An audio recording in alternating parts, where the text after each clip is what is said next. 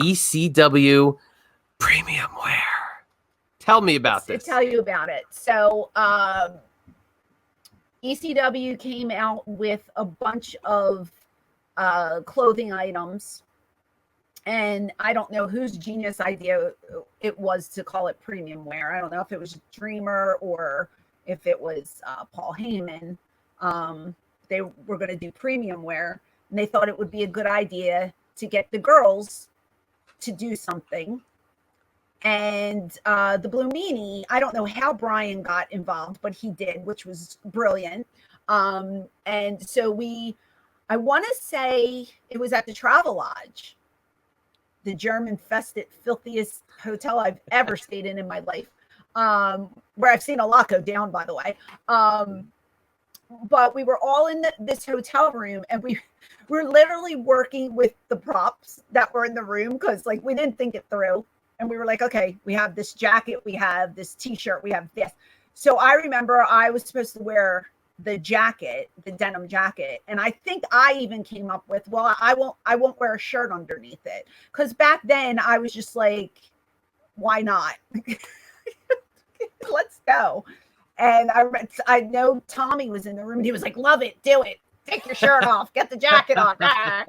And I was like, oh, okay. And I remember, like, there were the dirty glasses and, like, Chastity. I had to, like, pretend she was sipping, like, champagne, but we had no champagne. And, like, she takes a sip and her lipstick mark is, like, on the glass. We had to do, like, other takes, and she picks it up in the lipstick. So it looks like a dirty glass. And it was just, we had no plan for it. We didn't think it through. And Tommy was like, yeah, just say premium wear, but whisper it and be like all sexy about it.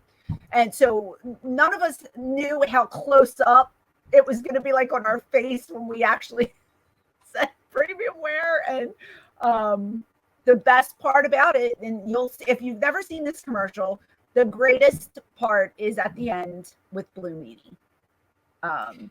So everybody loved it. They thought this was, like, the greatest thing ever.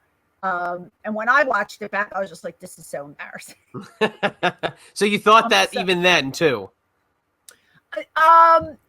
I was embarrassed, but then the commercial was over. Like, everybody loved this commercial and it was so over. And they're just like, oh, you were great in the commercial. And I'm thinking to myself, I look like a pig. I literally look like a pig. But they said you're selling, sex sells, do something. So I was just trying to get myself over. And That's why I said to myself, well, if I do this thing without a shirt and just, you're so used to seeing the top of boobs. What's the difference if you see side boob? That was my ahead of your time. Nobody was doing it then. Really? Oh, trend. I don't think so. At least not in wrestling. And I also think I created the duck lips because in every picture I have that duck lip and resting bitch face, might I add. I created that as well. I will give myself credit for all of these things. But yeah, I think I was just trying to do something to stand out. And, besides Meanie, my boobs were kind of like the star of the commercial. I got to be honest with you. I think you're onto something about the duck lips because I do remember that very well, that you were doing that way long before anybody had done that in pop culture. Yeah, I did. And I also credit myself as having the kiss tattoo on my butt way before any of these other ladies did. I could have sworn I saw that on album covers, though. No, I never did. And I'm a trendsetter. Let's face it. Let's put me over and say that I am a trendsetter. So you are welcome. That's great. So I'm trying to picture the room. It was like, I want to say it was the Travelodge, but maybe it was the Marriott. I can't remember. I just remember, like, all the guys were like, oh, this is so hot. This is so hot. And then Meanie pops up. It's like, oh, I lost my erection. That kind of deal. But it was fun. It was a fun thing to have done.